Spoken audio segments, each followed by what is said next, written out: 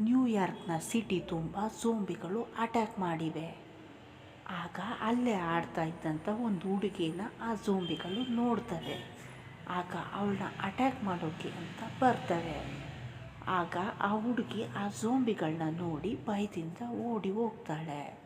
ಆದರೆ ಆ ಝೋಂಬಿಗಳು ಅವಳನ್ನ ಬಿಡದೇನೆ ಅವಳ ಹಿಂದೆಯೇ ಹಿಂಬಾಲಿಸ್ತವೆ. ಆಗ ಅಲ್ಲೇ ಇದ್ದಂಥ ಒಂದು ಮನೆಯನ್ನು ನೋಡ್ತಾಳೆ. ಆ ಮನೆ ಮೇಲ್ಗಡೆ ಒಂದು ಹೆಲಿಕಾಪ್ಟರ್ ನಿಂತಿರುತ್ತೆ. ಮತ್ತು ಅದಕ್ಕೆ ಒಂದು ದಾರವನ್ನು ಕೂಡ ಬಿಟ್ಟಿರ್ತಾರೆ, ಯಾವುದಾದ್ರೂ ಝೋಂಬಿಯಿಂದ ಪಾರಾಗೋದಕ್ಕೆ ಅಂತ.